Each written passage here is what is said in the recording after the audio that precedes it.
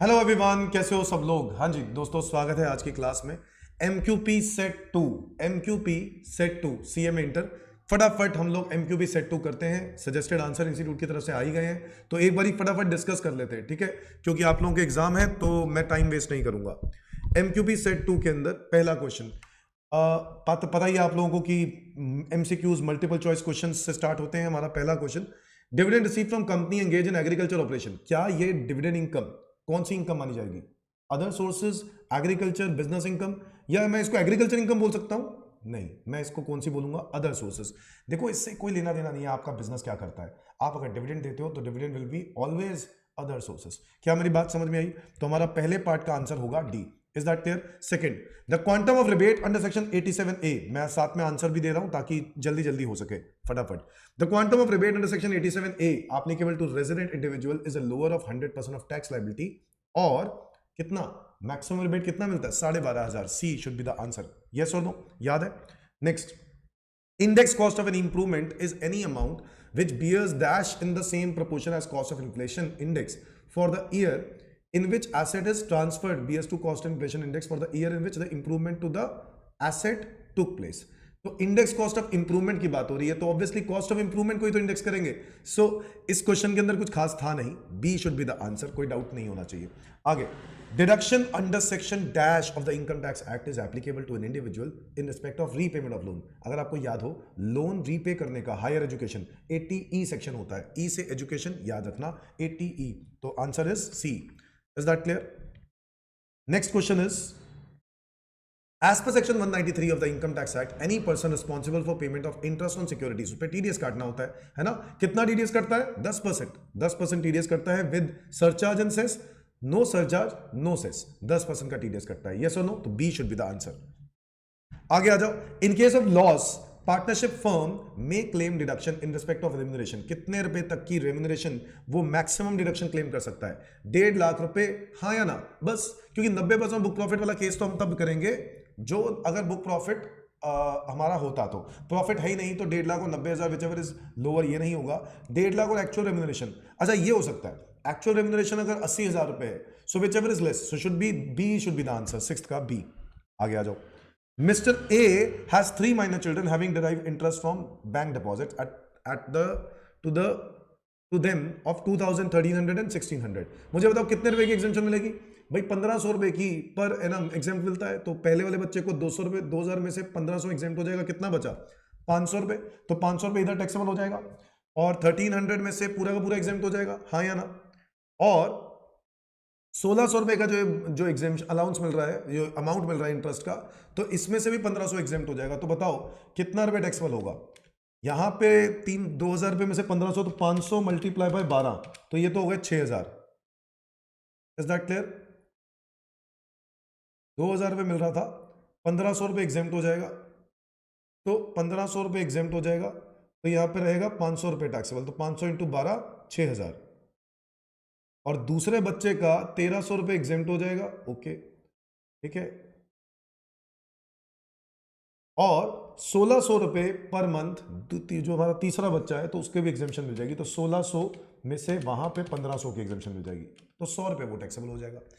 But question में, actual में question में बोला गया एग्जेम्पशन बताओ। तो एग्जेम्पशन मतलब पहले बच्चे का पूरा 1,500 एग्जेम्पशन क्लेम कर लोगे, दूसरे बच्चे का 1,300 एग्जेम्पशन क्लेम कर पाओगे। तो 1,500, 1,300 और फिर से 1,500, तो ये होगा टोटल 4,300। तो B should be the answer. क्या ये बात समझ में आई? मैं फिर से बोल रहा हूँ, आपको इस क्वेश्चन में टैक्सेबल नहीं निकालना था। मैंने भी जब क्वेश्चन पढ़ा था, मेरे को पहले टैक्सेबल निकालना स्टार्ट कर दिया, बट एक्चुअल में टैक्सेबल नहीं निकालना था। इस क्वेश्चन में आखिरी में बोला है एग्जेम्पशन कितनी निकालनी है। तो एग्जेम्पशन कितनी है? 2,000 में से 1,500 की मिलती है, पता है ना आपको? तो पहले तो 1,500 की वो ले ली आपने, 1,300 के 1,300 मिलेंगे, 1,500 तो मिलेंगे नहीं, तो 1,300 मिलेंगे। और 1,600 में से 1,500 लोगे, तो 1,500 फिर 1,300 और 1,500, बताओ 4,300। B should be the answer, seventh का बी। हम साथ साथ चेक कर रहे हैं, मैं आप लोगों के साथ साथ देख रहा हूं। 8, if assessee fails to file a return within the time allowed 139(1) or within the time allowed under section under notice under issued under section 142(1), he can file a belated return। yes or no? belated return file कर सकता है कब तक? उस assessment year के 31 दिसंबर तक। आपको पता है 31 दिसंबर लास्ट डेट हो गई है बिलेटेड रिटर्न फाइल करने की, और इनफैक्ट रिवाइज रिटर्न के लिए भी वही डेट होती है, हाँ या ना? सो बिलेटेड रिटर्न कब तक फाइल कर सकते हैं? 31 December of the relevant assessment year. तो 8th का आंसर होना चाहिए सी। चेक कर ले, ठीक। आगे देखते हैं ninth, dash is the combination of more than one individual supplies of goods और सर्विसेज और any combination thereof made in conjunction with each other for single price which can ordinarily be supplied separately. वैसे भी उसको अलग अलग बेचा जा सकता है। जब उसको अलग अलग बेचा जा सकता है तो क्या हम उसको कॉम्बिनेशन को मिक्स सप्लाई नहीं बोलते? हाँ, मिक्स सप्लाई बोलते हैं। तो answer should be C, mix supply, ninth का बिल्कुल सही। आगे आ जाओ, zero rated supply is meant for exports or supply of goods or services or both for authorized operation for SEZ developer। हाँ, जीरो रेटेड होते ही यही है, और SEZ यूनिट, हाँ या ना भाई? या तो जीरो रेटेड सप्लाई किसको बोलते हैं? जो एक्सपोर्ट सेल होती है उसको भी जीरो रेटेड बोलते हैं। जब आप सप्लाई करते हो SEZ डेवलपर को तब भी होती है, और SEZ यूनिट को करते हो तब भी होती है। बोलो हाँ या ना? सो पॉइंट नंबर 10 का क्या आंसर होगा? ए, SEZ unit. Is that clear? Next is indirect taxes क्या है? बहुत ही सिंपल सी बात है। डायरेक्ट टैक्सेस कौन से होते हैं? प्रोग्रेसिव। इनडायरेक्ट टैक्सेस को regressive. Is that clear everyone? तो हमारा इनडायरेक्ट टैक्स में रिग्रेसिव। Is that clear? आगे आ जाओ। The first 2 digits of the GST tin number क्या होते हैं? पहले 2 डिजिट नंबर होते हैं स्टेट कोड। क्या होते हैं दोस्तों? State code. तो पहले 2 डिजिट होते हैं स्टेट कोड। जैसे दिल्ली का 07 होता है तो 07 से स्टार्ट होता है सारे जीएसटी टिन नंबर। तो D should be the answer, 12th का D. Okay. Dash which of the following activities or transaction shall be treated as neither supply of good nor a supply of services? इनमें से कौन सी transaction है जो ना ही supply of good है ना ही वो सप्लाई ऑफ सर्विस है? सेल ऑफ लैंड और बिल्डिंग। भाई sale of land and building, yes, immovable property है। इमूवेबल प्रॉपर्टी को बेचने पर ना ही सप्लाई ऑफ गुड माना जाएगा ना ही वो supply of service. Lease of land ये सर्विस है। रेंट ऑफ बिल्डिंग ये सर्विस है। तो ए शुड बी द आंसर, यानी 13th का ए होना चाहिए। बिल्कुल सही है। आगे आ जाओ।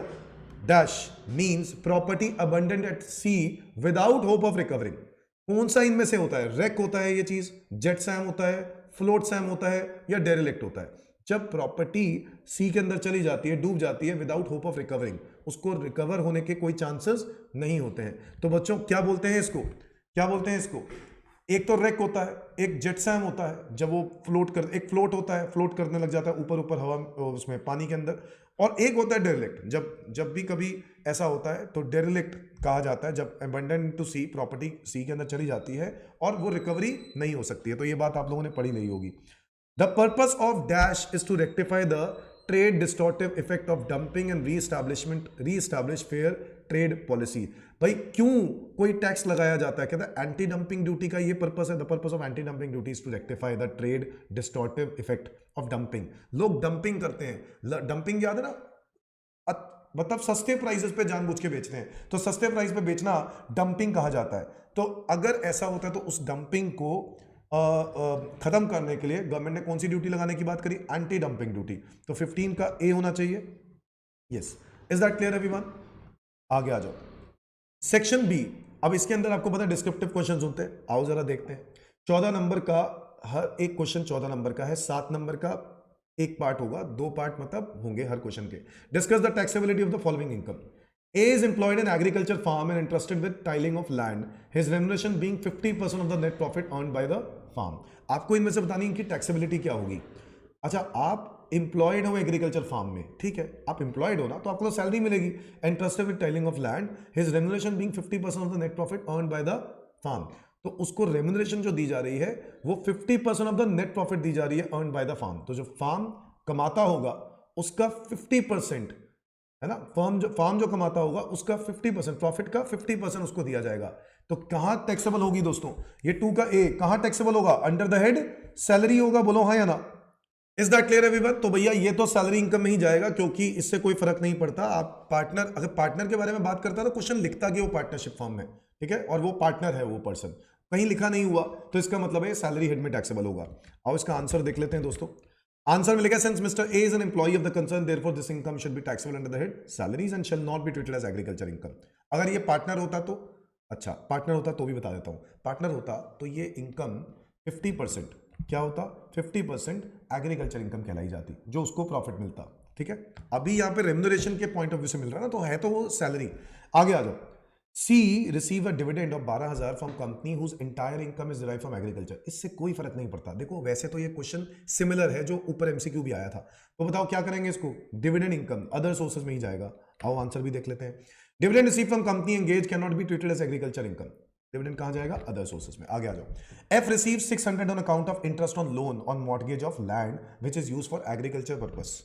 एफ ने इंटरेस्ट ऑन लोन रिसीव किया है on mortgage of land, land को गिरवी रखकर उसने क्या रिसीव किया है, इंटरेस्ट रिसीव किया on account of interest which is use for agriculture purpose, जो आगे एग्रीकल्चर पर्पस के लिए इस्तेमाल करेगा।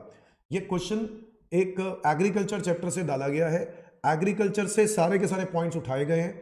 एफ इंटरेस्ट रिसीव कर रहा है दोस्तों, क्या ये एग्रीकल्चर इनकम कही जाएगी? आओ जरा देखें। Interest on loan on mortgage of land, गिरवी रखा है लैंड को, use for agriculture purpose is not an agriculture income. यार एक बात बताओ ना, आप बहुत सिंपल सा लॉजिक समझो, एग्रीकल्चर इनकम की अगर डेफिनेशन पता हो आपको, क्या क्या आता है उसके अंदर, सैपलिंग एंड सीडलिंग्स आते हैं, और क्या आता है, एग्रीकल्चर क्रॉप्स को बेचें तो आता है, rent of agriculture land, agriculture land अगर एग्रीकल्चर पर्पस के लिए किराए पर दी तो वो एग्रीकल्चर इनकम होगी। ठीक है, तो हम लोगों ने कुछ एक्टिविटीज पढ़ी थी उसके अंदर, वो एग्रीकल्चर इनकम के अंदर क्या आता है, वो एग्रीकल्चर इनकम की डेफिनेशन पढ़ो। ठीक है, आपका सारा पॉइंट कवर हो जाएगा। बताओ, जी अर्न्स इनकम ऑफ 1200 रुपए from lease of land for grazing of cattle, grazing of cattle required for agriculture operation.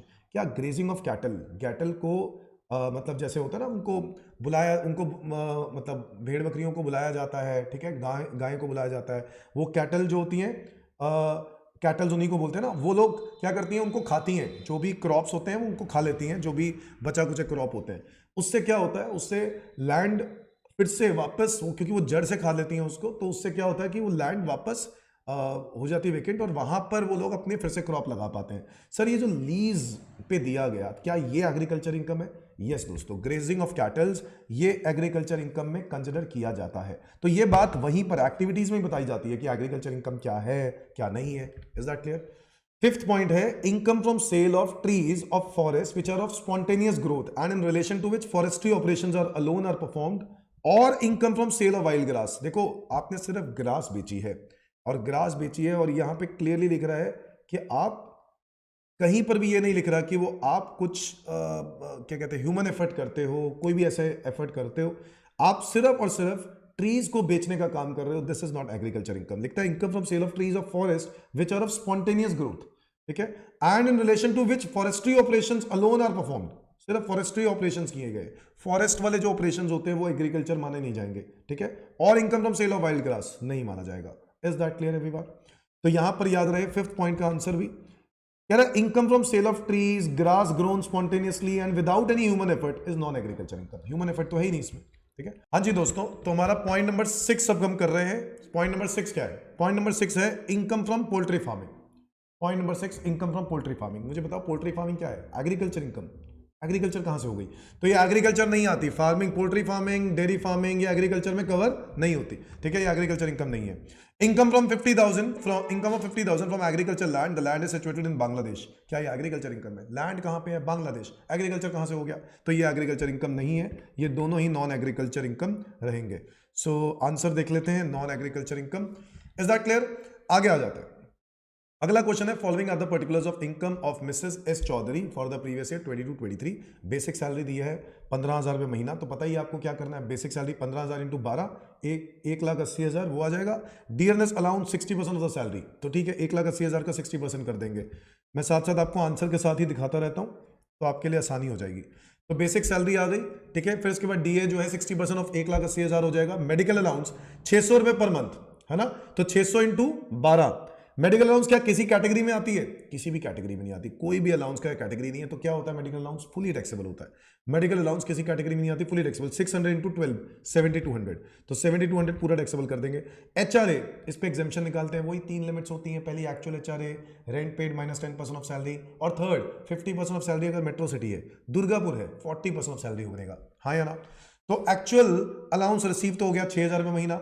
ठीक है, 3 लिमिट्स कैसे आएंगी? एक्चुअल अलाउंस रिसीव 6,000 इंटू 12 72, और रेंट पेड है 7200 माइनस 10% ऑफ सैलरी। तो 10% ऑफ सैलरी आप लोग फाइंड आउट कर लोगे। ये वैसे यहां पर निकाल के दिखाई दिया है, तो मैं यहीं से बता देता हूं। एक्चुअल एचआरए हो गया, rent paid minus 10% of salary आप लोग कर दोगे। Rent paid minus 10% of salary, तो हमारी rent paid minus 10% of salary, rent paid कितना था? 7200 मल्टीप्लाई बाय 12, 7200 मल्टीप्लाई बाय 12, तो ये हो गया 86,400। उसमें से 10% ऑफ सैलरी माइनस कर देना। सैलरी में क्या क्या आता है? बेसिक पे आता है, और डीए कौन सा आता है? Forming part. और कमीशन कौन सा आता है? टर्नओवर वाला। क्या डीए के बारे में क्वेश्चन में लिखा है कि डीए फॉर्मिंग है, नॉट फॉर्मिंग है? नहीं दिया हुआ। अब या तो देखो आपके पास ये ऑप्शन है कि आप इसको फॉर्मिंग मान लो, ठीक है, या तो आप इसको डीए का फॉर्मिंग मान लो, या फिर आप इसको डीए डज नॉट फॉर्मिंग मानो। एग्जैक्टली। तो मतलब इनमें से कोई एक ऑप्शन आपको लेकर चलना होगा। मुझे पता है कि बेसिक सैलरी मेरे को दी हुई है 15,000 रुपये महीना, ठीक है, 15,000 रुपये महीना। तो ये तो हो गया 1,80,000, ये तो हो गया 1,80,000, ठीक है, इज दैट क्लियर। और इसके अलावा डीए को अगर मैं ये मान के चल लेता हूं कि डज नॉट फॉर्मिंग पार्ट है, तो मैं इसको कंसिडर नहीं करूंगा। तो फिर क्या नीचे नोट दे देना चाहिए? हाँ, डीए को एज्यूम करना होगा कि फॉर्मिंग माना है या नॉट फॉर्मिंग माना है, क्योंकि क्वेश्चन में नहीं दिया हुआ तो आप फॉर्मिंग भी मान सकते हो। तो अगर मैंने इसको फॉर्मिंग मान लिया, वैसे इन लोगों ने फॉर्मिंग करके दिया हुआ है तो मैं फॉर्मिंग कर देता हूं, कोई दिक्कत वाली बात नहीं है, प्लीज इसमें घबराने की जरूरत नहीं है। फॉर्मिंग नॉट फॉर्मिंग दोनों मान सकते हैं, नीचे अजम्पशन नोट देना होगा, ठीक है। तो डीए को आपने अगर फॉर्मिंग मान लिया है तो बताओ क्या करें। 60% ऑफ सैलरी जो है वो आएगा, तो 15,000 रुपये इंटू 12, 180 तो वो हो गया, और 60% उसका और ऐड कर दो तो ये हो गया 288,800, 288,000 का 40%, तो यहां पे तो आएगा 1,15,200। मेरे को लगता है आ गया होगा आप लोगों का। और फिर यही जो आ रहा है 288,000, उसका 10% आप इसमें से माइनस कर देना रेंट पेड में से। रेंट पेड कितना था? 7,200 मल्टीप्लाई बाई 12, 86,400, जिसमें से आप माइनस कर दोगे 28,800, तो ये हो जाएगा 57,600, ठीक है। विच एवर इज लेस वो एग्जाम्प्ट हो जाता है, जो बच गया वो टैक्सेबल हो जाता है। तो ये तो आता ही है आप लोगों को। आगे आ जाओ, city compensatory allowance. City compensatory allowance किसी कैटेगरी में नहीं आता, फुली टैक्सेबल रहेगा, 1500 into 12। She owns a car which she is using for official purpose. Official purpose है तो वैल्यू परक्विजिट क्या रहेगी? nil. Her employer reimburses her 3,000 per month, ठीक है। हर एम्प्लॉयर ने उसको 3,000 रुपये महीना रीइंबर्स भी किया है। मुझे एक बात बताओ, सारा ऑफिशियल पर्पस के लिए यूज हो रहा है और वो अमाउंट रीइंबर्स भी हो रहा है, तो क्या टैक्सेबल होगा? नहीं होगा। अगर कोई अमाउंट रीइंबर्स हो रहा है तो वो ऑफिशियल पर्पस के लिए हो रहा है, इसलिए वैल्यू परक्विजिट क्या रहेगी? nil. आगे आ जाओ, शी इज कॉन्ट्रीब्यूटिंग, तो मैं देख लेता हूं, यहां पर भी दिखा देता हूं, कार फैसिलिटी 0 हो गई, ठीक है। और एक बीच में वो आ रहा था सिटी कॉम्पेंसेटरी, कहां डाल दिया भाई सिटी कॉम्पेंसेटरी को उठा के? सिटी कॉम्पेंसेटरी ये रहा, ठीक है, पूरा टैक्सेबल हो गया। आगे आ जाओ, she is contributing 2,100 per month towards RPF, recognised provident fund, okay. तो 2100, आपको पता है आरपीएफ में क्या होता था? Exempt up to 12% of salary. Salary में क्या लेना है? फिर वही बेसिक पे, डीए, फॉर्मिंग पार्ट। अब मेरे पास बेसिक पे तो दिया ही हुआ है, ये आ गया था ना हमारा 288,000 आ गया था, 288,000।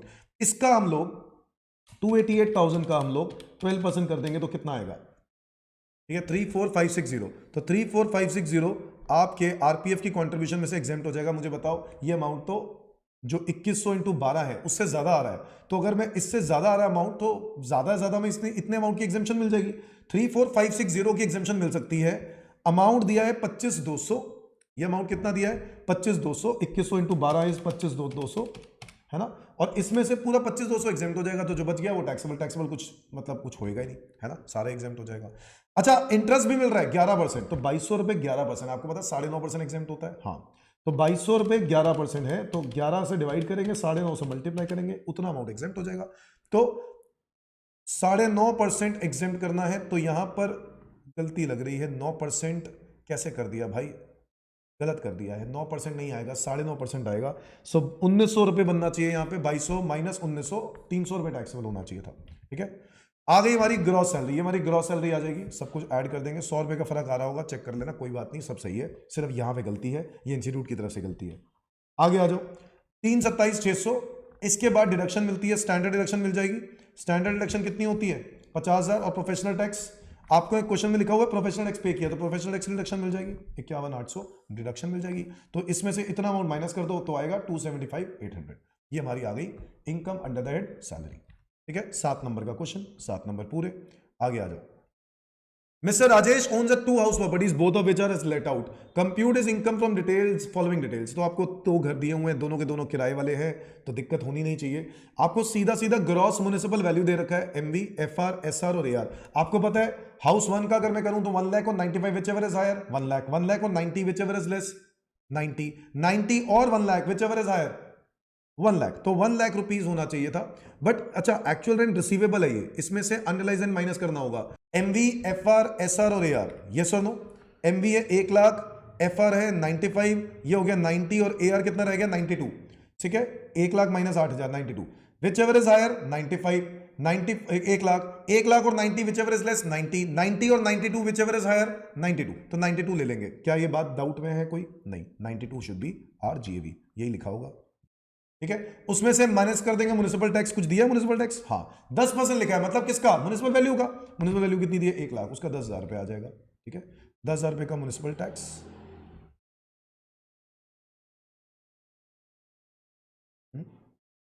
म्युनिसिपल टैक्स क्या पे किसी और ने किया है? ओहो, ये पढ़ा नहीं मैंने, नीचे लिखा है हाउस वन स्टिल अनपेड, पे नहीं किया, नीचे लिखा है नोट में। तो पे नहीं किया तो क्या आपको याद है डिडक्शन नहीं मिलती? नहीं मिलती, तो म्युनिसिपल टैक्स की डिडक्शन नहीं मिलेगी, हो गया काम खत्म। एनुअल वैल्यू आ गया 30% स्टैंडर्ड डिडक्शन, 30% स्टैंडर्ड डिडक्शन ले लो। और इंटरेस्ट ऑन लोन, क्या इंटरेस्ट ऑन लोन क्वेश्चन में दिया है 10,000 रुपये। अच्छा, इंटरेस्ट ऑन लोन के लिए लिखा है loan for construction is still unpaid, इससे कोई फर्क नहीं पड़ता, इंटरेस्ट की डिडक्शन हमें अलाउ जानी चाहिए, तो इंटरेस्ट की डिडक्शन अलाउ जाएगी। Is that clear? ठीक है, तो हमारा इंटरेस्ट अलाउ हो गया, यहाँ पे आ गया हमारा आंसर हाउस वन का। ऐसे ही हाउस टू का निकालेंगे, तो एमबी दिया 2 लाख और FR 210 whichever is higher 210, 210 और 2 lakh whichever is less 2 lakh, 2 lakh और 180 विच एवर इज हायर। 180 में से 2000 माइनस करके 178 से कंपेयर करना चाहिए, बट फिर भी हमारा आंसर यहाँ पे कितना रहेगा? 2 लाख ही रहेगा, तो 2 लाख हमारा आएगा जीएबी, तो 2 लाख जीएबी आ गया। उसमें से माइनस कर देंगे म्युनिसिपल टैक्सेस। म्युनिसिपल टैक्सेस कितने हैं? 1000 रुपए के म्युनिसिपल टैक्सेस दिए हुए हैं, 1000 रुपए इसमें से माइनस कर देते हैं। ठीक है, बट क्वेश्चन में लिखा हुआ है, वैसे तो माइनस 1000 करने, बट क्वेश्चन में लिखा है आधे पे किए, आधे टेनेंट ने पे किए। अगर टेनेंट ने पे किए, आपको याद है म्युनिसिपल टैक्सेस की क्या शर्तें थी? 2 शर्तें थी। पहला, पेड बाय ओनर होना चाहिए, दूसरा बॉन्ड बाय ओनर होना चाहिए, मतलब एक्चुअली पेड होना जरूरी है, और बॉन्ड बाय ओनर मतलब ओनर के लिए लायबल होना चाहिए। क्या यहाँ पे टेनेंट ने पे कर दिया तो क्या आधा म्युनिसिपल टैक्स की डिडक्शन मिलेगी? नहीं मिलेगी, तो 500 रुपए का टैक्स जो है उसकी डिडक्शन नहीं मिलेगी, सिर्फ और सिर्फ बाकी के बचे हुए 500 की मिल जाएगी। तो 500 रुपये मिल गया, 199,500 माइनस कर देंगे स्टैंडर्ड डिडक्शन 30%, ये माइनस कर दिया, इंटरेस्ट ऑन लोन माइनस कर दिया, तो हमारी आ गई इनकम 59,850, ये माइनस कर दिया और ये हमारा आ गया 139,650। दोनों इनकम्स को मर्ज कर देंगे, हाउस प्रॉपर्टी की इनकम आ जाएगी। Is that clear everyone? फिर इसके बाद आ जाओ अगले क्वेश्चन पे, which is B part. Messrs Siddhant and company, a sole proprietary concern, is converted into a company. Siddhant company with effect from November 29, 2022, the WDV on 1st April 22 is as follows. आपको WDVs दे रखी हैं, okay. Further 15 October 2022, Messer Siddhant and Company purchase a plant for 1 lakh. Rate of depreciation दिया हुआ है 15%. After conversion, the company added another plant of 50,000. Okay, अब actual में क्या है, ये प्रोप्राइटरी कंसर्न कंपनी बन रही है, पीजीबीपी का क्वेश्चन है डेप्रिसिएशन का। ठीक है, वैसे तो मैं ये एमक्यू मैंने आपको बताया ना प्रैक्टिस वाले क्वेश्चंस में मैंने करवा दिया है, बट फिर भी एक बार ही करवा रहा हूं। बताओ इस क्वेश्चन में क्या करेंगे हम लोग? इस क्वेश्चन में हम सिद्धांत एंड कंपनी और सिद्धांत कंपनी लिमिटेड दोनों के लिए निकालेंगे डेप्रिसिएशन कितना कितना देना चाहिए। मुझे बताओ क्या कॉमन एसेट्स कौन से हैं? कॉमन एसेट्स कौन से हैं? कॉमन एसेट्स हैं बिल्डिंग, फर्नीचर और मशीनरी, क्योंकि 15 अक्टूबर को एक और मशीन खरीदी है, प्लांट खरीदा है 1 लाख का, वो भी कॉमन में आएगा। अच्छा, but after conversion company added another plant. आपको याद होगा बच्चों, जो ये है एसेट्स, ये तो 1 अप्रैल से आपके पास पहले से पड़े हुए ना, यानी पहले से प्रोप्राइटरशिप के पास पड़े हुए थे। कन्वर्ट कब हुआ? कन्वर्ट हुआ नवंबर 29 को। तो अप्रैल, मई, जून, जुलाई, अगस्त, सितंबर, अक्टूबर और नवंबर का 29 तारीख तक, इतने डेज के लिए तो वो एसेट्स, यही कॉमन एसेट्स किसके पास पड़े हैं? प्रोप्राइटरशिप के पास। और बाकी के दिनों के लिए एसेट्स कहां गए? कंपनी के पास। हो गया काम। फिर इसके बाद दूसरा केस ये भी है कि 15 अक्टूबर 2022 को आपने एक और एसेट खरीदा। जो ये एक और एसेट खरीदा 1 लाख रुपए का, क्या उस पर भी हमें प्रोपोर्शनेट डेप्रिसिएशन करना चाहिए? यस। तो 1 लाख रुपए को जब खरीदा ये एसेट, ये 15 अक्टूबर को खरीदा, तो इसकी नंबर ऑफ डेज क्या होंगे? 15 अक्टूबर से लेकर 29 नवंबर तक प्रोप्राइटरशिप के लिए, और 29 नवंबर से लेकर 31 मार्च तक कंपनी के लिए। क्या ये बात क्लियर होती है? ये बातें मैं करवा चुका हूं कि नहीं करवा चुका? तो यहां पर 1 अप्रैल से लेकर 29 नवंबर तक ये रहेगा किन एसेट्स के लिए? ये रहेंगे जो एग्जिस्टिंग एसेट्स थे मेरे पास, एग्जिस्टिंग एसेट्स, हाँ या ना? एग्जिस्टिंग एसेट्स के लिए इनको मैं डिस्ट्रीब्यूट कर दूंगा इस रेशियो में, और फिर उसके बाद 30 नवंबर से लेकर 31 मार्च तक ये किसका हो गया? ये एक भी एग्जिस्टिंग एसेट का हो गया, ये हो गया कंपनी के लिए, और ये हो गया सोल प्रोप्राइटरशिप के लिए। बोलो हाँ या ना? ठीक है, सोल प्रोप्राइटरशिप के लिए। ओके, अब बात करो न्यू एसेट की। न्यू एसेट जो खरीदा है सोल के लिए कितना कितना डेप्रिसिएशन उसमें जाना चाहिए प्रोपोर्शनेटली, उसके लिए आपको देखना होगा कि 29 नवंबर से पहले 15 अक्टूबर को एक प्लांट खरीदा था, तो 15 अक्टूबर से लेकर 29 नवंबर तक सोल को जाएगा और बाकी 30 नवंबर से लेकर 31 मार्च तक किसको जाएगा? कंपनी को जाएगा। क्या ये बात समझ में आती है? ये कंपनी को जाएगा, इतना सोल प्रोप्राइटरशिप को जाएगा, इतने डेज में हम इसको प्रोपोर्शनेटली बांट देंगे। क्या ये बात क्लियर होती है? यस। बट मुझे बताओ इसका टोटालिटी क्या करेंगे? यहां पर तो टोटालिटी 365 की रेशियो ले लेंगे, 365 की रेशियो ले लेंगे, बट क्या इसकी भी 365 होगी? नहीं, यहां से स्टार्ट हो रहा है 15 अक्टूबर से, तो अक्टूबर में कितने दिन होते हैं? अक्टूबर में 31 दिन होते हैं। 15 से हम लोगों ने लिया तो 14 हटा दो 31 में से, 14 हटा दो, 15 से काउंट करना ना, 17 अक्टूबर में हो गए, अक्टूबर में 17, नवंबर में 30, दिसंबर में 31, जनवरी में 31, फरवरी में 28, मार्च में 31। ठीक है, तो 168 डेज का बनेगा। उस 168 डेज में कुछ दिन इधर है कुछ दिन इधर है, तो उस रेशियो में आप डिस्ट्रीब्यूट कर देना। ओके, समझ में आया ये पॉइंट? तो ये क्वेश्चन नंबर 7, मैं आपको इसका आंसर भी दिखा देता हूं, क्वेश्चन नंबर 3 का भी। ठीक है, यही मैं आपको कह रहा था, ये एग्जिस्टिंग एसेट्स है, एग्जिस्टिंग एसेट्स का पहले तो आप डिप्रिसिएशन निकालोगे, फिर इसको प्रोपोर्शनेटली एलोकेट कर दोगे, हाँ या ना। तो एग्जिस्टिंग एसेट्स का डिप्रिसिएशन आपने बांट दिया किसको? पहले तो सोल प्रोप्राइटरी को, तो सोल प्रोप्राइटरी का निकाला तो 35,000 को आपने निकाला होगा, ये 35,000, ये 242 डेज बन रहा होगा, चेक करोगे तो, और ये बन रहे होंगे मेरे को लगता है ये बन रहे होंगे 123 डेज। ठीक है जी, तो 242 और 123 के रेशियो में इसको डिस्ट्रीब्यूट कर दिया। क्या ये बात समझ में आई? तो 242 में यहां पे चला गया 35,000 मल्टीप्लाई बाय 242, ये तो डेप्रिसिएशन का अमाउंट है 35,000, बिल्डिंग का डेप्रिसिएशन है ना, तो बिल्डिंग का डेप्रिसिएशन 10% तो 35,500 पे आ रहा है, 35,000 का आपने 242 और 123 की रेशियो में डिस्ट्रीब्यूट कर दिया। फर्नीचर में भी ऐसे ही किया होगा, बिल्कुल ऐसे ही किया होगा। मशीनरी जो पहले से पड़ी हुई थी उसमें भी ऐसे ही किया होगा, 2 लाख रुपए के ऊपर 15% यानी 30,000 रुपए के ऊपर भी ऐसे ही किया होगा, हाँ ऐसे ही किया होगा। मुझे बताओ, अब जो न्यू एसेट खरीदा है क्या उसका भी इसी तरीके से करना चाहिए? नहीं, ये न्यू एसेट बीच में खरीदा है, 15 अक्टूबर को खरीदा है, तो इसका कितने टाइम बन रहा है? ये बन रहा है 45 डेज, और बाकी के रेस्ट ऑफ द डेज आप इसमें से निकाल लो, कितने आ गए? यहां पे आ गए 123। मुझे बताओ टोटल 168 है, इसको 45 बाय 168 इंटू जितना भी वो न्यू एसेट का डिप्रिसिएशन था उसको प्रोपोर्शनेटली यहां बांट दिया, और नए वाले में इस वाले में भी बांट दिया कंपनी में। क्या मेरी बात समझ में आई? आगे क्वेश्चन ने और कुछ बोला है? नहीं। अच्छा, एक और मशीन खरीदी गई है, एडेड अनदर प्लांट, ये प्लांट का जो डिप्रिसिएशन है ये कन्वर्जन होने के बाद हुई है, तो बताओ इसका डिप्रिसिएशन किसको मिलना चाहिए? ये सिर्फ और सिर्फ कंपनी को मिलना चाहिए। तो 50,000 रुपए के ऊपर 15%, 7,500, ये सिर्फ कंपनी को मिलना चाहिए। अच्छा, वो भी पूरा नहीं मिलेगा, बताओ पूरा नहीं मिलेगा, बताओ क्यों? 50,000 का 15% ठीक है, बट 29 नवंबर के बाद तो put to use less than 180 days हो गया, तो हाफ रेट मिलेगा। तो 50,000 का हाफ मतलब ये मिलेगा 7.5%, तो 3750 का डिप्रिसिएशन और मिलेगा। यहां पर new asset has been acquired, तो ये लिखा है put to use 3750। Is that clear? ये वाला भी आ गया। क्या ये बात समझ में आई? फिर टोटल डिप्रिसिएशन कर दिया, हो गया काम, क्वेश्चन हो जाएगा। फोर्थ का ए, Lucky has a house property acquired on 18th of August 2009 for 6 lakh. He used to use the house for his own residential purpose. On 18th of August 2012, he incurred a capital expenditure on reconstruction of the house for 3 lakh. 15 मई 2022 को he bought office goods inflammable worth rupees 1 lakh at home to be delivered to party staying near to his home. At the night of that day, accidental fire took place and damaged the whole property. अब क्या हुआ? Furniture 5 lakh का था, ठीक है, और business stock भी जो पड़ा था सारा कुछ जल गया, एक्सीडेंट हो गया, सारा कुछ जल गया। याद है आपने कैपिटल गेन में केस पढ़ा होगा, एसेट जब कैपिटल केस में ये पढ़ा होगा, कैपिटल एसेट डिस्ट्रॉय होता है तो इंश्योरेंस क्लेम जब मिलता है, तो इंश्योरेंस क्लेम जब मिलता है वो सेल कंसिडरेशन मान ली जाती है ना, बट वो तो सिर्फ एसेट्स के लिए होगा ना। अब ध्यान से देखो इसमें क्या क्या चीज जल गई है। इसमें प्रॉपर्टी जल गई है, तो प्रॉपर्टी एक एसेट है, इसमें कोई डाउट नहीं। फर्नीचर जल गया है, फर्नीचर भी एक एसेट है, इसमें भी कोई डाउट नहीं। बट स्टॉक एसेट है क्या? नहीं, स्टॉक एसेट नहीं है। ये जो स्टॉक पड़ा हुआ था, ये बिजनेस का स्टॉक, ये पीजीबीपी इनकम में जाएगा। अगर इसमें इंश्योरेंस कंपनी से कोई पैसा मिला है तो पीजीबीपी में जाएगा।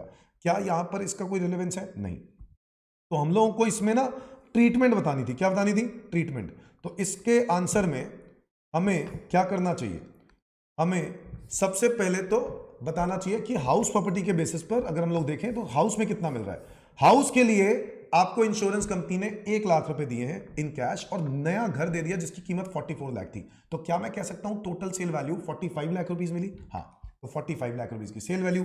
फिर इसमें से खरीदने की कॉस्ट, क्या आपने कितने का खरीदा था वो house property? House property 6 lakh की खरीदी थी 18 अगस्त 2009 को, तो उसकी आपने इंडेक्सेशन करी होगी, तो वो इंडेक्सेशन करके यहां पे आ जाएगा। इंडेक्सेशन करनी आपको आती है ना, इनटू ईयर ऑफ ट्रांसफर का index divided by year of acquisition का इंडेक्स।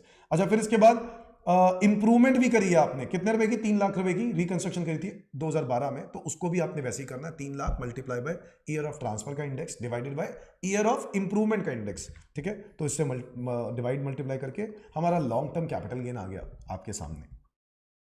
फर्नीचर का कैपिटल गेन बताओ कौन सा फर्नीचर? अच्छा सॉरी, मैंने ध्यान से पढ़ा नहीं, इस फर्नीचर में क्वेश्चन में लिखा है फर्नीचर, ये आपके घर, अरे रेजिडेंशियल फर्नीचर है, ये ऑफिस का फर्नीचर थोड़ी ना है, रेजिडेंशियल फर्नीचर है। क्या रेजिडेंशियल फर्नीचर कैपिटल एसेट होता है? नहीं होता है। कैपिटल एसेट की डेफिनेशन बच्चों याद करो, कैपिटल एसेट की डेफिनेशन में बताया जाता है कि फर्नीचर जो आपकी पर्सनल बिलोंगिंग्स होती हैं वो कैपिटल एसेट नहीं होती हैं। याद है ये बात? अगर पर्सनल बिलोंगिंग है तो कैपिटल एसेट नहीं होती। Furniture is not a capital asset, ठीक है, तो इसलिए कैपिटल गेन बनेगा नहीं। अच्छा, बिजनेस स्टॉक जो है वो कैपिटल एसेट तो नहीं है, क्योंकि वो तो स्टॉक इन ट्रेड है, stock in trade capital asset नहीं होता है, बट वो उसके ऊपर जो इंश्योरेंस कंपनी ने पैसे दिए हैं वो कहां जाएगा? पीजीबीपी में। अच्छा, 2 लाख रुपए कहां जाएगा? कहीं नहीं जाएगा। Is that clear? Is that clear everyone? ठीक है, अब आपको 80,000 मिल रहे हैं। स्टॉक था कितने का? ये जो स्टॉक था वो 1 लाख रुपए का था, लिखा था ना, ऑफिस गुड्स लेके आया वो 1 लाख का स्टॉक, 80,000 मिले तो 20,000 का पीजीबीपी में लॉस होगा। पीजीबीपी में आगे आ जाओ।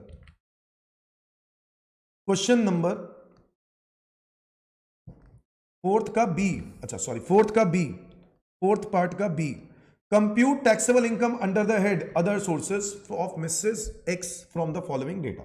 प्राइवेट ट्यूशन फीस मिली है 10,000 रुपए, लॉटरी से बताओ private tuition fees, other sources 10,000 रुपए, लॉटरी की विनिंग 2,000 रुपए, other sources, award from KBC TV show gross है तो other sources, pension from employer of disease husband, बताओ यहां पे ये कहां जाएगा? Pension from employer of disease husband, ये भी अदर सोर्सेज में जाएगा।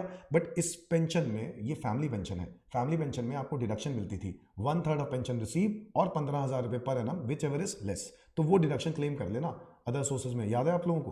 तो वो डिडक्शन क्लेम कर लेना। इंटरेस्ट ऑन बैंक डिपॉजिट्स कहां जाएगा? Other sources. इसके अलावा डायरेक्टर की फीस, आपको कोई डायरेक्टर फीस मिलती है वो भी other sources. Letting out of vacant land, letting out of vacant land other sources.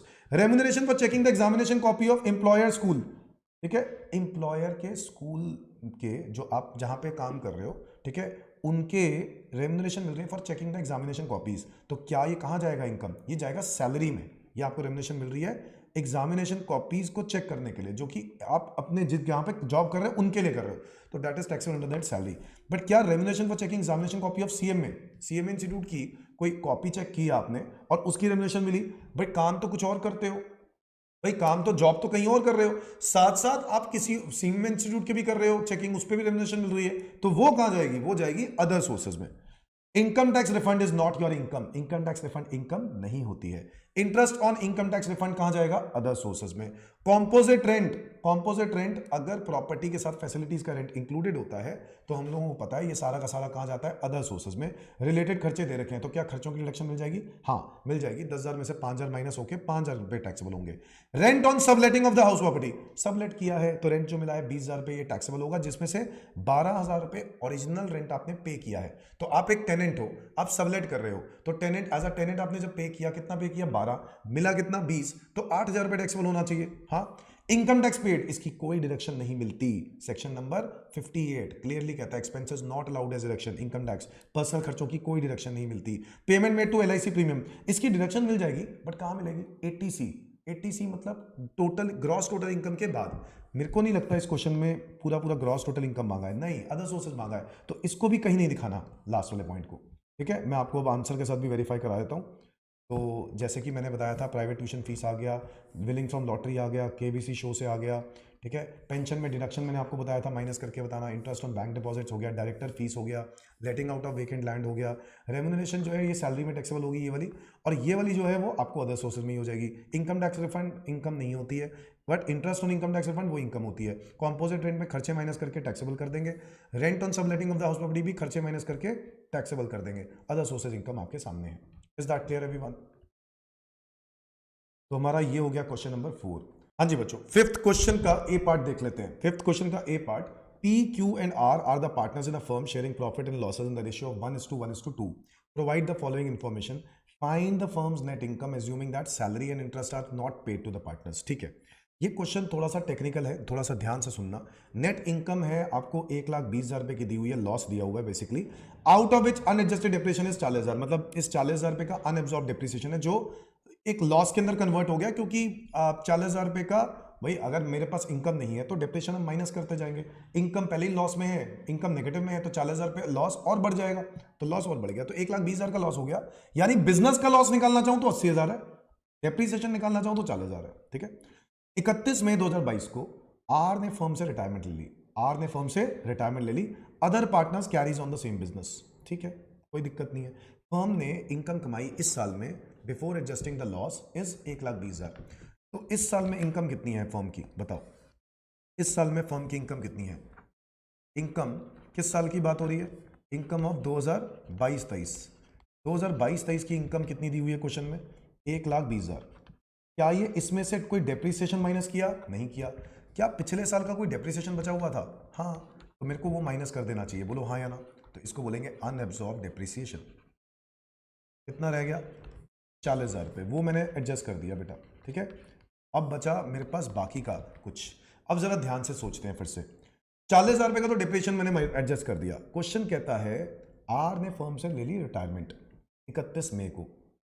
मुझे बताओ दोस्तों, क्या मैं कह सकता हूं कि मेरा अगर 1,20,000 का पिछले 2021-22 का लॉस था, है ना, ये 2021-22 का ही तो डिप्रिसिएशन है, तो उसमें से 80,000 रुपये तो, सॉरी 80,000 नहीं, 40,000 रुपये तो डेप्रिसिएशन था 21-22 में से। 21-22 में 1,20,000 के लॉस में से बाकी के 80,000 रुपये क्या हैं? बाकी के 80,000 रुपये क्या हैं? बाकी के 80,000 रुपये मेरे बिजनेस के लॉस माने जाएंगे। किसके लॉस माने जाएंगे? बिजनेस के, हाँ या ना? ठीक है, अब बिजनेस के लॉस माने जाएंगे कितने के? 80,000। अब ये 80,000 का जो बिजनेस लॉस है वो मेरा कैरी फॉरवर्ड होगा। 2021-22 का लॉस की बात हो रही है, कैरी फॉरवर्ड होगा।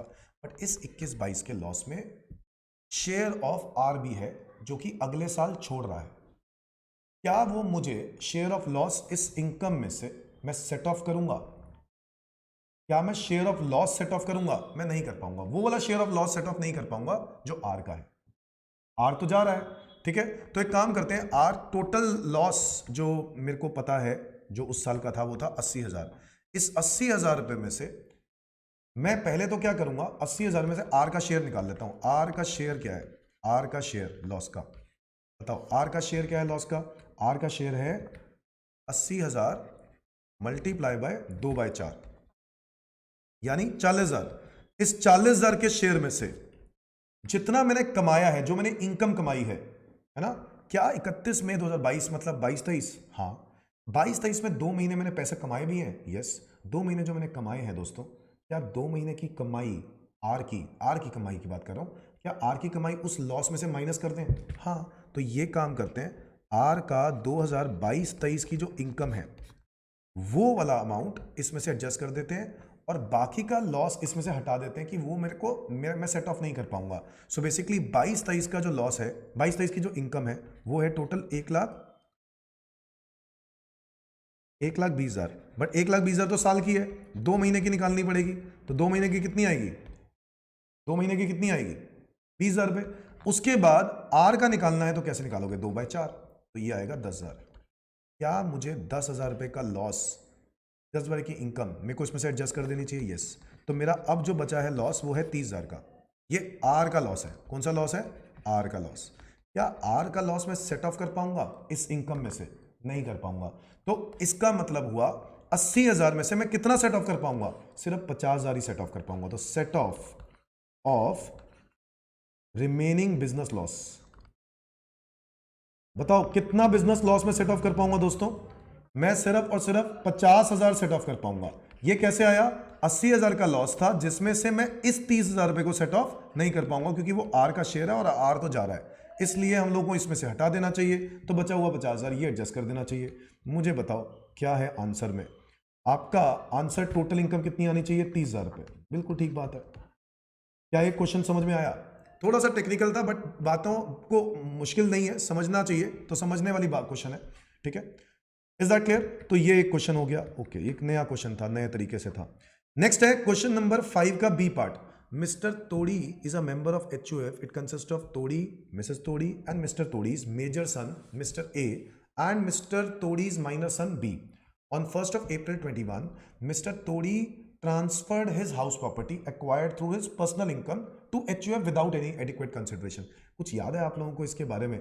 अगर मिस्टर तोड़ी की बात करें तो वो HUF का मेंबर है, और अगर वो HUF का मेंबर अपनी हाउस प्रॉपर्टी, जो खुद की खरीदी हुई प्रॉपर्टी HUF के नाम पे करता है, तो दोस्तों हम लोगों ने पढ़ा है इसके बारे में, ठीक है, इसके बारे में हम लोगों ने पढ़ा हुआ है। क्या कहते हैं इसके अंदर कि भैया ये प्रॉपर्टी की जो इनकम होगी वो क्लब हो जाएगी किसकी इनकम में?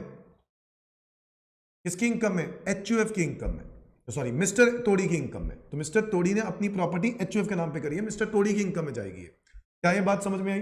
1 अप्रैल 2021 में, ओके। HUF हो गई पार्टीशन। तो पहले तो मैं आपको बी पार्ट का आंसर दिखा देता हूं, क्या यही आ रहा है, चेक कर लेते हैं।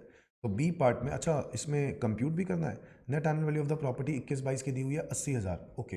21-22 की 80,000 की प्रॉपर्टी की इनकम है, and that for the previous year 22-23 में ये हुआ, ठीक है। तो 21-22 में तो 80,000 की जो इनकम होगी वो क्या होगी? मिस्टर तोड़ी को टैक्सेबल होगी। तो यही लिखा होगा 1,80,000 स्टैंडर्ड डिडक्शन माइनस किया हाउस प्रॉपर्टी, ये मिस्टर तोड़ी की इनकम है। चेक कर लिया आप लोगों ने, ओके, ठीक है, खत्म। 1 अप्रैल 2022 से, यानी 1/7/2022 HUF के टुकड़े हो गए। जब HUF के टुकड़े हो जाते हैं तो HUF के हिस्से मिलते हैं, सबको मिलते हैं। अब ऐसे केस में इनकम भी तो डिवाइड होगी, हाँ। अब ऐसे केस में वो जो प्रॉपर्टी का मिस्टर तोड़ी का शेयर है वो मिलेगा, और इनफैक्ट मिसेस तोड़ी का शेयर भी, वो भी मिस्टर तोड़ी की इनकम में क्लब होगा। ये बातें HUF में बताई जाती हैं, HUF की पार्टीशन वाले केस में।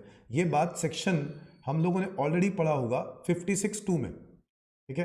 क्लबिंग ऑफ इनकम में, नहीं सॉरी नॉट 56, ये हो गया 64(2) में, 64(2) में, 64(2) के अंदर ये बात पड़ी है, ये वाला सेक्शन 64(2) का सेक्शन आएगा, यस 64(2), ठीक है। तो आपको ये वाला जो इनकम होगी, ये अब बात कर रहे हैं हम किसकी बात कर रहे हैं? हम बात कर रहे हैं मिस्टर तोड़ी की। अब मिस्टर तोड़ी को कितनी इनकम टैक्सेबल होगी इस बार? नेट एनुअल वैल्यू आपको दिया हुआ था प्रॉपर्टी का 1 लाख। इस 1 लाख रुपए में से 30% स्टैंड डिडक्शन माइनस कर दिया, 70,000 रुपए की इनकम बची। इनकम अर्न टिल पार्टीशन अप्रैल से लेकर जून 17,500। अच्छा, पार्टीशन भी बीच में हुआ है, तो 3 महीने का जो किराया होगा वो तो पूरा का पूरा मिस्टर तोड़ी को टैक्सेबल होगा, इसमें कोई डाउट नहीं है। बट बाद में जब पार्टीशन हो जाते हैं तो पार्टीशन होने के बाद की जो इनकम होगी, पार्टीशन होने के बाद की जो इनकम होगी, यानी बाकी के बचे हुए 9 महीनों की income, that shall be divided among the family members. और इसमें जो मिसेस तोड़ी की इनकम होगी वो मिस्टर तोड़ी की इनकम में क्लब हो जाएगी एज पर सेक्शन 64(2). अब बताओ, जब सारे मेंबर्स को इक्वली डिस्ट्रीब्यूट होगी 52,500, तो 52,500 को डिवाइड करेंगे सारे मेंबर्स को, बोलो हाँ या ना? 52,500 को डिवाइड करेंगे सारे मेंबर्स को, तो बताओ क्या होगा? इक्वली बांटना था ना, 1 2 3 और 4 है, तो चारों को इक्वली बांटेंगे। 52,500 डिवाइड बाय 4 तो आ गया 13,125। तो 13,125 की जो इनकम है वो भी मिस्टर तोड़ी की इनकम में जाके क्या हो जाएगी? क्लब हो जाएगी। अब आप बताओ, ये तो हो गई, क्या मेजर वाली जो मेजर बच्चा है, यहां पर एक मिस्टर तोड़ीज मेजर सन भी है मिस्टर ए, क्या वो भी क्लब होगी? वो नहीं होगी, ओके। मिस्टर तोड़ी के माइनर सन की इनकम क्लब होगी? वो होगी, क्योंकि माइनर सन की इनकम तो वैसे भी पेरेंट की इनकम में जाके क्लब होती है। तो ये 1,500 रुपए को एग्जेम्पशन माइनस करके क्लब होगी। तो बताओ, यहां पे 13,125 में से 1,500 माइनस करके आप बाकी की इनकम क्लब कर दोगे, तो मिस्टर तोड़ी की इनकम मेजर वाले सन की इनकम क्लब नहीं होगी, सिर्फ माइनर के सन की इनकम क्लब होगी। तो बताओ, 17,500, 13,125 तो मिस्टर तोड़ी का शेयर वैसे ही बनता है। इसके अलावा जो मिसेस तोड़ी की इनकम है वो क्लब हो गई, और जो क्या कहते हैं माइनर चाइल्ड की इनकम है वो क्लब हो गई, जिसमें से 1,500 की एग्जेम्पशन लेंगे। तो मिस्टर तोड़ी की इनकम होगी 55,375, और मिस्टर ए जो उसका मेजर बच्चा है उसकी इनकम होगी 13,125। क्या ये बात समझ में आ गई? मुझे नहीं लगता इसमें कोई दिक्कत है, थोड़ा सा टेक्निकल है। तो इस बार वाला क्वेश्चन बहुत अच्छा है। क्वेश्चन नंबर 6 पे आ जाते हैं। Analyze the basic reason to impose taxation and also state the features of indirect tax। बहुत ही आसान है, हो जाएगा। impose बेसिक रीजंस हो गए, basic reasons to impose taxation, हम लोग टैक्स क्यों लगाते हैं, ठीक है। और इनडायरेक्ट टैक्स के फीचर्स की बात कर रहा है, वही रिग्रेसिव, और क्या बोलोगे, इनडायरेक्ट डायरेक्टली अफेक्ट करता है कमोडिटी के प्राइजेस को, और इनडायरेक्ट टैक्स जो है क्या कहते हैं, इट मतलब बर्डन जो है हम लोग शिफ्ट करते हैं दूसरी पार्टी को, तो ये सब वो बातें इनडायरेक्ट टैक्स के एग्जांपल्स के साथ 7 नंबर का क्वेश्चन है। अप्लाई एंड स्टेट, मैं आपको इसमें दिखाई देता हूं, यहां पर भी ये रहा 6 का ए, ठीक है। ये तो टैक्स की बात होगी, basic reason to impose taxation, मतलब वही वो जो हम लोग बेसिकली पढ़ते हैं कि टैक्स क्यों कलेक्ट करते हैं, भाई रेवेन्यू चाहिए, गवर्नमेंट को खर्चे निकालने हैं, ये सब वो सब चीज़ें हो गई। फिर इसके बाद मतलब ये तो थोड़ा सा आपको इसके अंदर आप अपने आप तरीके से लिख भी सकते हो, कोई ऐसी बात नहीं है, ठीक है। और ये हो गए हमारे वो इनडायरेक्ट टैक्सेस के कुछ फीचर्स। तो अब करते हैं 6 का B part, apply and state the constitutional provisions in relation to levy and collection of the goods and services tax in course of interstate trade. बच्चों इंटरस्टेट ट्रेड का कॉन्स्टिट्यूशनल प्रोविजंस क्या है? भाई इंटरस्टेट ट्रेड जब होगी तो क्या लगता है? आईजीएसटी लगता है। कब कब इंटरस्टेट ट्रेड मानी जाती है? जब एक स्टेट से दूसरे स्टेट में सेल होती है, एक स्टेट से दूसरे यूटी में होती है, एक यूटी से दूसरे यूटी होती है ना, या एक यूटी से दूसरा स्टेट होता है, या इंपोर्ट होता है, तो आईजीएसटी लगता है। आईजीएसटी की कलेक्शन याद है कंसोलिडेटेड फंड्स ऑफ इंडिया में नहीं जाती है, वो पहले कलेक्ट की जाती है, वो सेंट्रल गवर्नमेंट के पास जाता है और फिर सेंट्रल गवर्नमेंट उसको डिस्ट्रीब्यूट करता है। जिस स्टेट में गुड्स कंज्यूम होते हैं उस स्टेट को रेवेन्यू पास ऑन कर दिया जाता है कि नहीं? ये वाला सारी बातें आपको लिखनी होंगी। आर्टिकल 269 ए जो होता है, आर्टिकल 269 ए, उसके अंदर ये सब बातें लिखी जाती हैं, ये वही सब बातें होंगी। Is that clear? हाँ, आर्टिकल 269 ए वाली बातें लिखनी है, ठीक है। नेक्स्ट देखते हैं, discuss whether the following supplies will constitute composite and mix supply. बताओ, ये तो 4 नंबर का क्वेश्चन होगा, साथ में attached. Goods are packed and transportation with insurance. अगर गुड्स को ट्रांसपोर्ट विद इंश्योरेंस कराया गया तो क्या ये कॉम्पोजिट सप्लाई नहीं हो गई? हाँ, नेसेसरी है, जरूरी था उसके साथ। और बताओ इसमें प्रिंसिपल क्या होगा? गुड्स, और बाकी सारी आइटमें क्या होंगी? एंसिलरी। ओके, बाकी सारी ट्रांसपोर्टेशन, इंश्योरेंस का खर्चा ancillary. Food supplied to in patients as advise by doctors, nutritionist. क्या ये पार्ट ऑफ हॉस्पिटल्स नहीं है? हॉस्पिटल्स में क्या ये सब बातें दी नहीं जाती? ये देखो, food supplies to in patients are advise to doctors, it's a part of composite supply. Yes, composite supply में हेल्थ केयर में ही आता है, ठीक है। तो इसलिए इसको हम लोग क्या करेंगे? कॉम्पोजिट सप्लाई मानेंगे। आगे आ जाओ, ये जीएसटी है। Ram and company being a trader of cell phones registered under GST in the state of Tamil Nadu and furnish the following information related to preceding year. Question में आपको बताया गया है, ये कुछ सप्लाईज दी गई हैं, फाइनली आपको निकालना है कि आपको कॉम्पोजिशन स्कीम अलाउ होगा या नहीं होगा in the current financial year. आपको बताया है पिछले फाइनेंशियल ईयर में आपकी टर्नओवर ये थी, तो इंट्रास्टेट टर्नओवर आएगी, आएगी। एग्जेम्प्टेड गुड्स की टर्नओवर आएगी, आएगी। इंट्रास्टेट सप्लाई ऑफ सर्विसेज आएगी, बिल्कुल आएगी। अच्छा मुझे बताओ, interstate supply of exempted services आएगी, ये भी आएगी। अब बताओ, interest earn on deposit and loans and advances, ये नहीं आएगी। बच्चों याद करो, इंटरेस्ट वाली ये जो इनकम है, गवर्नमेंट ने कहा था कि ये वैसे तो एग्जेम्प्ट होती है, तो ये इंक्लूड होनी चाहिए, बड़े एग्रीगेट टर्नओवर के वक्त ये गवर्नमेंट एंकरेज कर रहा है कि आप ये काम करते हो, तो इसलिए इंटरेस्ट वाली इनकम इंक्लूड नहीं होती, तो सिर्फ 138। तो क्या है, कॉम्पोजिशन स्कीम मिल जाएगा? यस, मिल जाएगा। आंसर भी देख लेते हैं,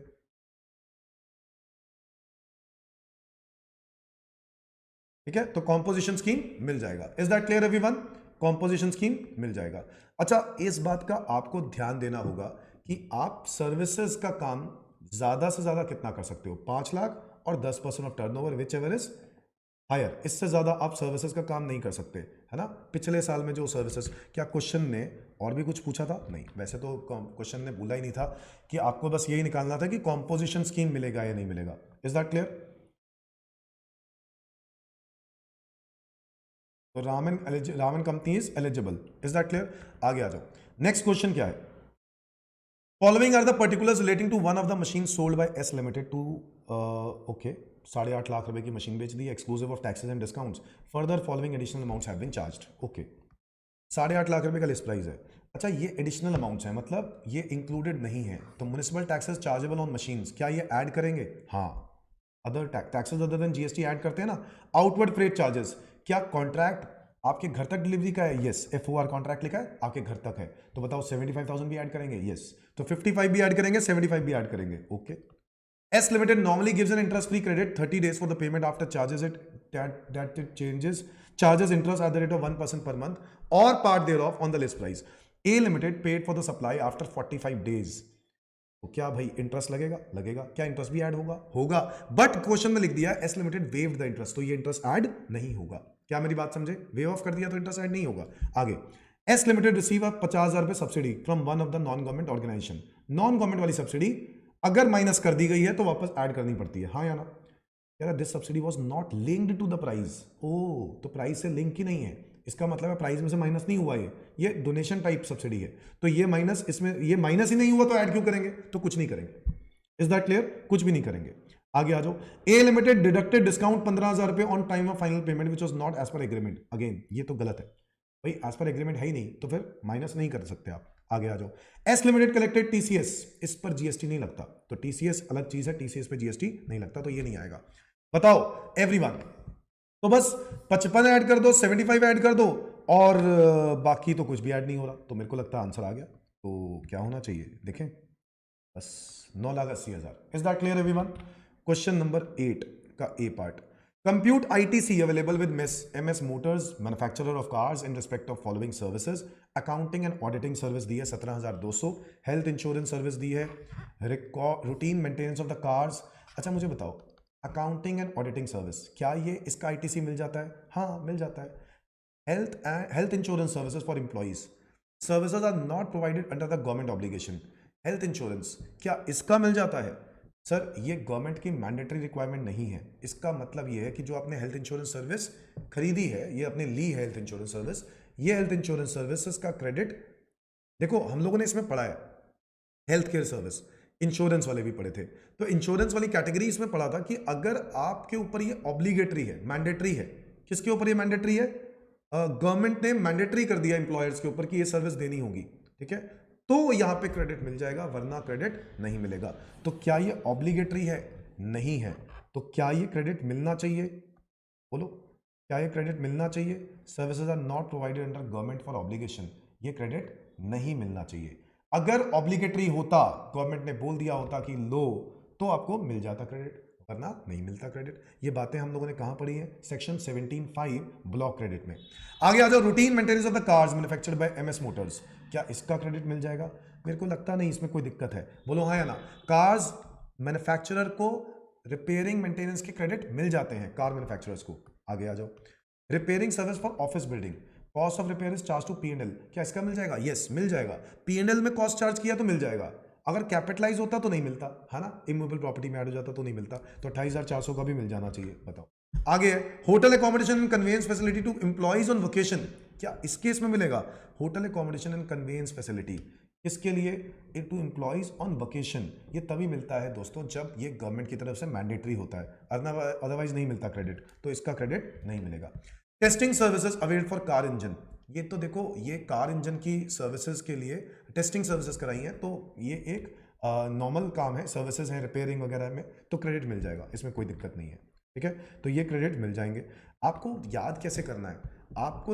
आपको पहले तो ये याद रखना है कि वो कौन कौन सी मोटर व्हीकल्स के बारे में बात हुई थी, फिर मोटर व्हीकल्स में रिलेटेड कुछ सर्विसेज के बारे में बात हुई थी, याद है ना, वो 13 सीटिंग पैसेंजर से ज़्यादा वाले जो मोटर व्हीकल्स हैं उनके क्रेडिट मिल जाते हैं, 13 तक के नहीं मिलते। फिर उसके अंदर भी बहुत सारी बातें थी कि अगर वो मोटर व्हीकल्स किस पर्पस के लिए यूज़ कर रहे हैं, अगर वो एलिजिबल पर्पस के लिए यूज़ कर रहे हैं तो क्रेडिट मिल जाते हैं, वो सब बातें याद आ रही हैं, वो सब अप्लाई करनी है। ऐसा कोई पॉइंट नहीं पड़ा था टेस्टिंग सर्विस वाला, कोई पॉइंट आया ना, तो आपको इस केस में क्रेडिट मिल जाना था, ठीक है जी। और आप वैसे भी गाड़ी के मैन्युफैक्चरर हो यार, गाड़ी के मैन्युफैक्चरर को रिपेयरिंग मेंटेनेंस वगैरह इन सब क्रेडिट मिल जाते हैं, इंश्योरेंस के भी क्रेडिट मिल जाते हैं, ठीक है जी। बट इंश्योरेंस के क्रेडिट यहां पे क्यों नहीं मिला? इंश्योरेंस के क्रेडिट यहां पे क्यों नहीं मिला? ये हेल्थ इंश्योरेंस, ये गाड़ियों की इंश्योरेंस नहीं है, ये हेल्थ इंश्योरेंस है। Is that clear? ये गाड़ियों की insurance, health insurance of employees है, इसका क्रेडिट नहीं मिलेगा। Is that clear? ये तब मिलता है जब इंप्लॉय को इंश्योरेंस करा के देना गवर्नमेंट की ऑब्लिगेशन होती है। ओके, ये सब बातें वहां पे पड़ी हुई हैं। लास्ट क्वेश्चन है बच्चों 7 नंबर का। XYZ industries limited has imported a certain equipment from Japan at FOB of 4 lakh yen, ठीक है। The other expenses incurred by Messrs XYZ industries in this connection are freight from Japan to Indian port 40,000 yen. क्या ये वाला freight add होगा? बिल्कुल होगा, add होगा, है ना। Insurance paid to insurer in India, क्या ये भी ऐड होगा? ये भी ऐड होगा। बट आपको याद है जब आप इंपोर्ट करते हो तो आपको इंपोर्ट करने के वक्त आपको चेक करना होता है, कुछ फ्रेट के चार्जेस भी चेक करने होते हैं, और आपको इंश्योरेंस के चार्जेस भी। इंश्योरेंस के चार्जेस तो अगर ना दिए हो तो 1.125% ऑफ FOB, जैसे तो दिए हुए हैं तो दिए हुए हैं, तो टेंशन नहीं लेनी है, अगर ना दिए हो तो टेंशन लेनी है, बोलो हाँ या ना, ठीक है। तो FOB दिया हुआ है 4 लाख रुपए, इसका 4 लाख रुपए में से जो डिजाइनिंग चार्जेस है वो ऐड कर देने चाहिए, डिजाइनिंग चार्जेस दिए हुए हैं कोई अलग से क्वेश्चन में? हाँ, डिजाइनिंग चार्जेस दिए हुए हैं। अब मैं बताओ ना, डिजाइनिंग चार्जेस कहाँ पे इंकर किए गए होंगे? जापान में इंकर किए हैं। तो जापान में इंकर किए हैं तो ये अभी इंपोर्ट होने से पहले के हैं, तो ये कॉस्ट में ऐड होने चाहिए नहीं होने चाहिए? यस, ये भी आपकी एफओबी वैल्यूज के अंदर ऐड हो जाएगा। मुझे बताओ, एफओबी वैल्यू अभी तक खत्म नहीं हुई, एफओबी वैल्यू ही चल रही है ये, क्योंकि ये उसी वक्त के खर्चे हैं। मुझे बताओ और कोई क्वेश्चन में दिया जो खर्चा वहां पे किया गया हो? और कोई खर्चा दिया हुआ है डिजाइनिंग के अलावा? क्वेश्चन में लिखा है